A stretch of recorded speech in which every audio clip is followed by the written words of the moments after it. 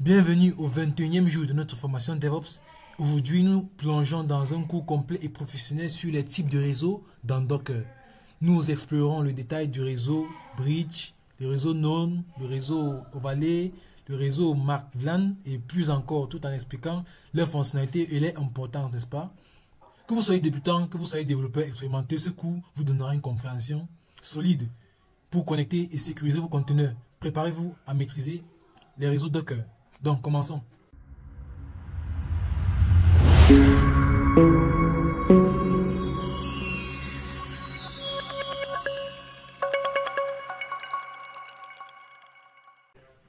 Alors, pour la petite introduction, pourquoi les réseaux sont essentiels dans Docker?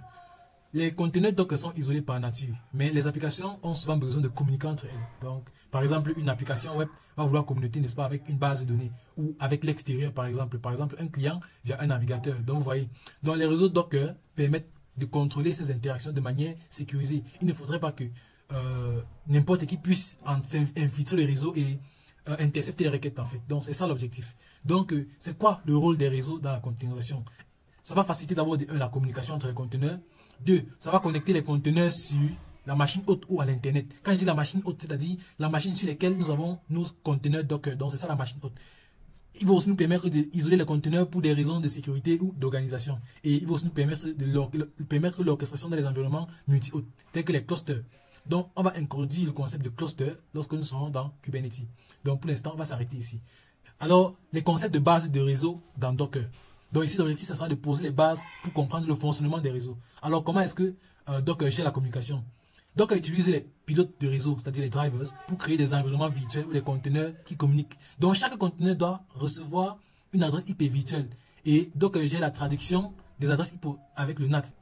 Donc, le Network Address Transfer, si je ne me trompe pas, pour l'accès externe. Donc, toutes les adresses IP... En fait, chaque conteneur a une adresse IP interne, c'est-à-dire une adresse IP privée et une adresse IP publique, n'est-ce pas? Donc ça veut dire qu'on peut directement avoir accès à un conteneur en lançant une requête, par exemple, d'un navigateur. Donc tout ça est possible. Donc par défaut, n'est-ce pas? Donc on crée un réseau pour chaque conteneur. Donc c'est ça qu'on va appeler le réseau par défaut la plupart du temps. Et les ports peuvent être mappés pour exposer les services. Donc sur le réseau en question, on peut mapper les ports pour pouvoir avoir accès aux services. Par exemple, le port 8080, nous savons bien que c'est le port de Nginx. Ok, donc il y a aussi le Docker Daemon. Il y a le Docker Daemon qui permet la gestion des réseaux. Rappelez-vous, le processus Docker est le processus qui permet de gérer tout ce qui est Docker sur notre machine. Donc le Docker va configurer et va maintenir les réseaux en s'appuyant sur les technologies comme le Bridge en Linux, le iptables et les interfaces virtuelles. Donc, il va répondre aux commandes telles que le Docker Network LS pour afficher tous les réseaux qui sont installés sur une machine et qui sont actuellement en marche avec des conteneurs. Ok. Donc, maintenant, quels sont les types de réseaux? J'espère que nous avons très bien compris cette partie. Si vous ne l'avez pas compris, c'est pas grave. Cette partie, du coup, elle est juste dans cette formation. Elle est juste dans cette formation et vous aurez le lien en description. Donc, les types de réseaux. Les types de réseaux, nous avons pas mal de types de réseaux et on va tous les décortiquer. Donc, on va commencer par le réseau Bridge. Donc, le réseau Bridge est un réseau par défaut de Docker basé sur un pont Bridge, logiciel Linux. Donc, il va créer, n'est-ce pas, un réseau privé virtuel pour les conteneurs sur un seul hôte. Donc, ça veut dire que s'il y a peut-être 10 conteneurs sur une hôte, on peut définir, n'est-ce pas, un réseau de type Bridge qui est fourni par Linux, n'est-ce pas, et n'est-ce pas, on pourra se connecter. On pourra connecter tous ces 10 conteneurs-là sur un même réseau. Donc ça, c'est les réseaux de type Bridge. Donc, les conteneurs sur le même réseau Bridge communiquent via leur adresse IP privée ou adresse IP interne. Et donc, elle va utiliser le Network Address Transfer pour connecter les réseaux au monde extérieur. Donc, c'est quoi alors les caractéristiques? Donc, chaque conteneur doit recevoir une adresse IP. Par défaut, le réseau s'appelle Bridge, n'est-ce pas? Ou bien visible via... ou bien, on peut voir le type de réseau via Docker Network LS. Donc, par défaut, ça s'appelle Bridge. Mais vous pourrez le changer. Je pense qu'on peut bien changer le nom. Ensuite, les conteneurs hors du même réseau ne communiquent pas directement. Donc, ça veut dire que si nous avons deux réseaux et que ces deux applications, ces deux conteneurs, je vais dire, ces deux conteneurs sont dans deux réseaux différents, il y a de fortes chances que ces applications ne puissent pas en fait, ces applications ne peuvent pas communiquer ensemble directement. Il faudrait peut-être les mettre dans un troisième réseau. En tout cas, ça va dépendre de votre niveau de compréhension du réseau en doc pour pouvoir les faire communiquer. Donc, on a aussi un exemple concret, n'est-ce pas? Une application web, une base de données sur le même réseau Bridge Connect se connecte via leur adresse IP interne. Ok, super. Alors, il y a le réseau non.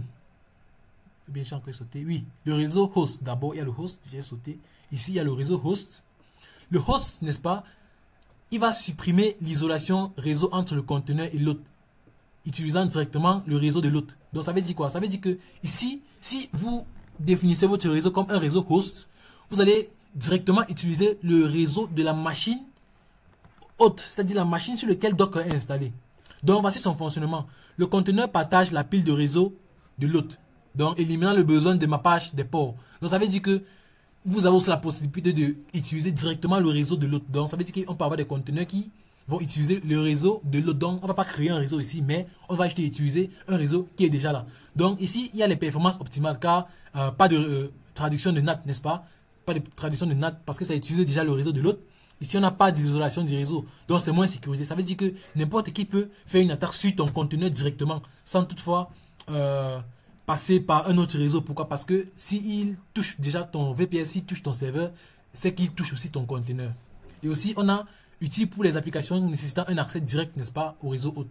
Donc, ça, ce sont les caractéristiques. Donc, un conteneur Nginx utilisant le réseau host, c'est une page web directement sur le port de l'hôte, n'est-ce pas? Donc, ça, c'est un très bon exemple de ce genre où on utilise le réseau host.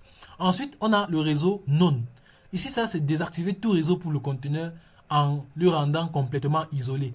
Donc, si on utilise un type de réseau non, le conteneur n'aura ni interface de réseau, ni adresse IP, sauf pour la boucle locale en localhost, n'est-ce pas? Donc, ça veut dire qu'aucune application ne pourra communiquer avec ce conteneur-ci si on le définit en non. Ensuite, on a le réseau overlay. Ici, c'est un réseau qui connecte les conteneurs de plusieurs hôtes, donc suivant utilisé avec le Docker Swarm ou Kubernetes, n'est-ce pas? Donc, si par exemple vous utilisez Kubernetes sur votre application, il serait favorable pour vous que vous utilisez directement le type de réseau overlay, n'est-ce pas? Et ceci va créer, n'est-ce pas, un réseau distribué en utilisant une encapsulation VXLAN. Donc, pour permettre la communication entre les conteneurs et différents serveurs. Donc, ça va permettre que plusieurs clusters peuvent communiquer ensemble. Et on va parler de ça lorsqu'on va faire Kubernetes. Alors, c'est quoi les caractéristiques de ce type de réseau overlay? Ici, ça nécessite une orchestration comme Docker Swarm ou bien Kubernetes. À vous de voir. Ici, on va supporter la communication multi-hôte et la scalabilité, n'est-ce pas? Donc, ça, c'est vraiment ce que Kubernetes fait, le multi-hôte et la scalabilité. Ici, on a aussi la complexité à configurer. Donc, c'est pas facile de pouvoir configurer tout ça lorsqu'on ne maîtrise pas, n'est-ce pas? Et c'est une compétence à apprendre. Donc, une application web répartie sur 3 serveurs communique via un réseau overlay. Ça, c'est une très bonne, oui, je vais dire, c'est une très bonne, un très bon exemple, n'est-ce pas, du réseau overlay. Ok. Nous avons le réseau MarkVLAN. Ça, c'est pas un réseau très très connu. Ça, c'est un réseau qui est vraiment rarement utilisé par les ingénieurs DevOps. Et ici, on va attribuer une adresse MAC unique à chaque conteneur, le faisant apparaître comme un dispositif physique sur le réseau, n'est-ce pas? Donc, il va juste essayer de connecter les conteneurs directement au réseau physique de l'autre en leur attribuant une adresse IP, des adresses IP du réseau local, n'est-ce pas? Ok. Et c'est quoi les caractéristiques? Ici, vous pouvez lire, les conteneurs ont des adresses IP visibles sur le réseau local. Il nécessite une configuration de l'hôte, n'est-ce pas? Et ici, c'est un peu complexe aussi. Ça, c'est une architecture complexe, n'est-ce pas? Et comme le petit exemple ici, on a un conteneur agissant comme un serveur Dynamic Host Control Protocol ou un dispositif IoT sur un réseau local, n'est-ce pas? Ok, ça c'est vraiment super. Donc, ici, on va voir que on attribue une adresse MAC à chaque conteneur et ça va leur permettre d'apparaître, n'est-ce pas, comme des objets, comme des dispositifs physiques, pour le petit résumé. Ensuite, on a les réseaux personnalisés et des plugins. Donc, Docker permet de créer des réseaux personnalisés où on va utiliser des plugins, n'est-ce pas, pour avoir plus de saveur. Donc, les réseaux personnalisés, souvent des bridges, n'est-ce pas, je vous ai dit ça il y a quelques minutes, sont créés par l'utilisateur pour isoler des groupes de conteneurs, des plugins, et ainsi de suite. Donc, ici, on a la flexibilité et le réseau est personnalisé et ça améliore la gestion.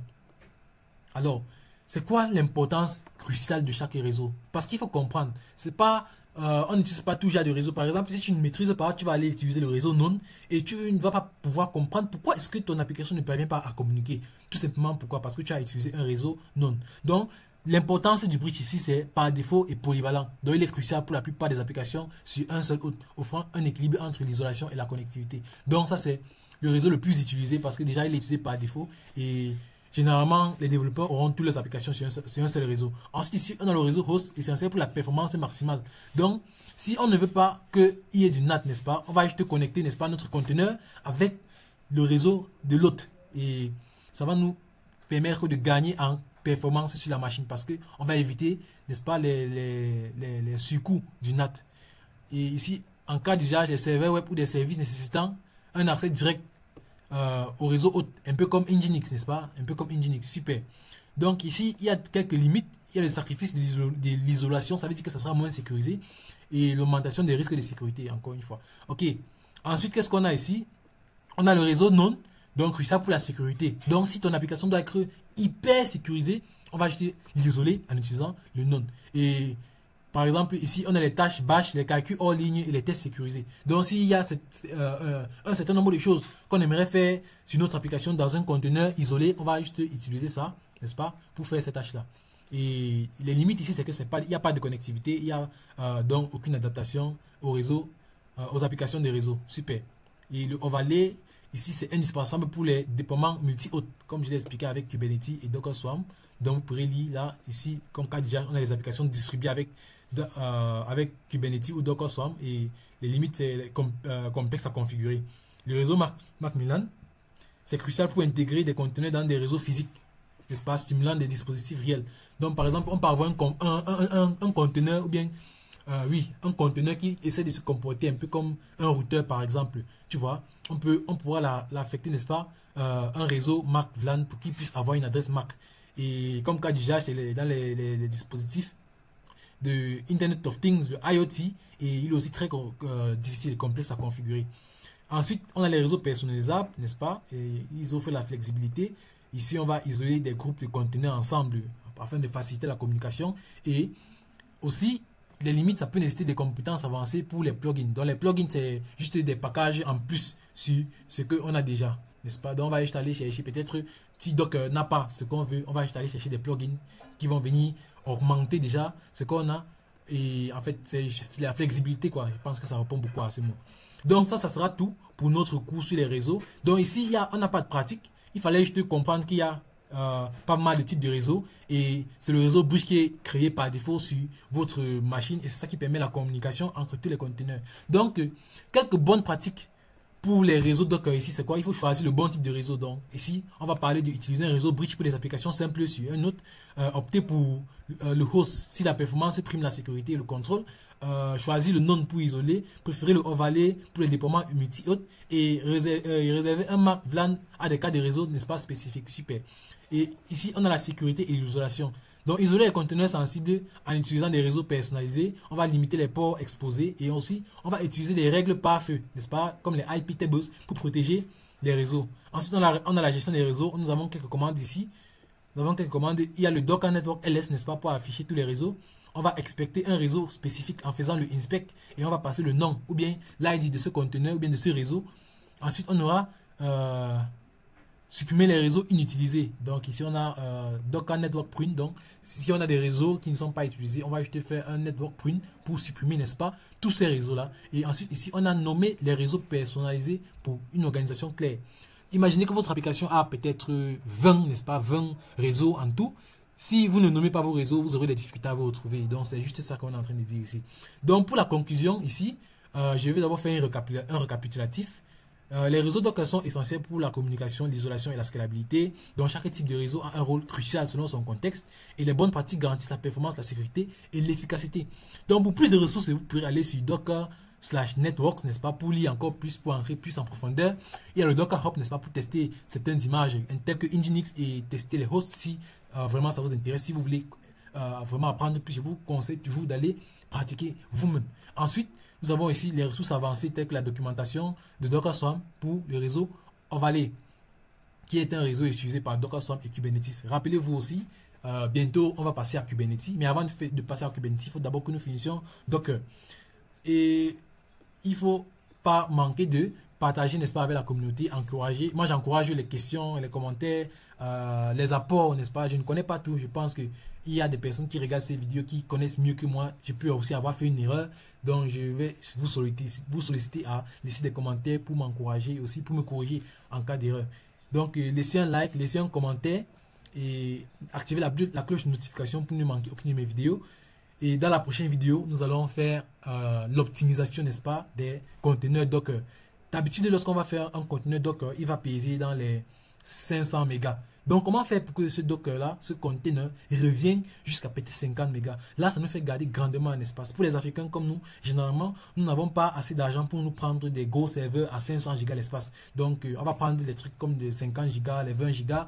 Et si on a des applications qui pèsent beaucoup, comment est-ce qu'on va faire pour réduire, n'est-ce pas, leur espace? Donc, c'est ça que nous allons faire dans la prochaine vidéo du 22e jour. On se revoit dans le multi-stage build. Ciao!